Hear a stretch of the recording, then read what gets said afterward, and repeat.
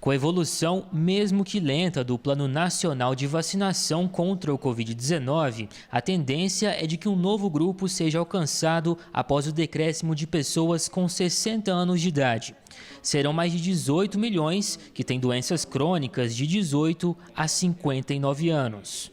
Quando você chega a depois de 60 anos, aí você vai entrar agora no grupo das pessoas que têm alguma doença. Por quê? Normalmente essas doenças que foram estipuladas, elas também vão conferir um grau maior de doença ou de mortalidade, né?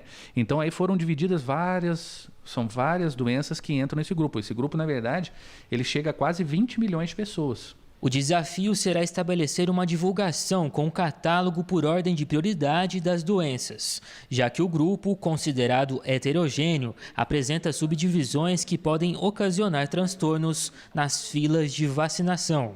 Quando eu falo assim, comorbidades, então assim, se eu tenho diabetes, eu tenho direito? Sim.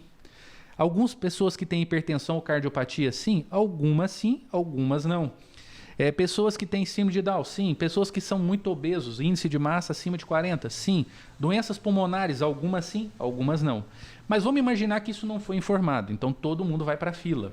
Primeiro, vai ter a primeira coisa que a gente não quer, que é a aglomeração nas filas, porque o N é muito grande, e se a gente está falando de 18 milhões de pessoas que têm essas doenças. Vamos imaginar que se eu não sei, esse número pode dobrar.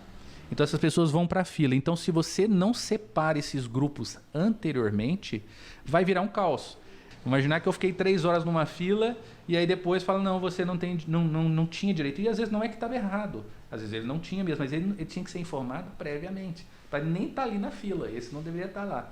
Então por isso que a gente tem alertado prefeitos, secretários de saúde, porque assim, isso é uma condição que vai dar um pouco de problema. O país pode sofrer um apagão de vacinas nas próximas semanas. O risco se dá pela falta de insumos e capacidade limitada de produção da Coronavac pelo Instituto Butantan e também da AstraZeneca pela Fiocruz. O atraso pode ocasionar certas consequências. O problema é que, na verdade, por exemplo, agora a gente começou a ter surtos maiores na Índia e na China, que são os produtores de vacina. Então, eles tendem a imunizar a sua própria população. E com isso, às vezes, há um retardo de mandar insumos para cá.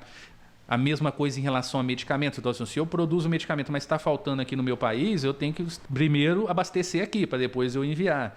Então, muitas vezes, esses países que são muito populosos, mais de 1 bilhão de pessoas, é nisso que a gente sofre. Porque houve um aumento muito grande, a gente não se planejou muito, e aí ficam faltando insumo, vacina, essas condições, né? Então isso é um problema, na verdade, da indústria brasileira que foi modificada. Quer dizer, hoje é muito mais fácil, às vezes, você comprar uma coisa na China do que você ter uma indústria que fabrica. O preço não é competitivo, não é nem questão... Então, assim, às vezes aquilo vai ter que ser, num futuro, colocar assim, ó, isso é essencial. Mesmo que fique mais caro, nós temos que produzir, porque se um dia falta, a gente tem aqui.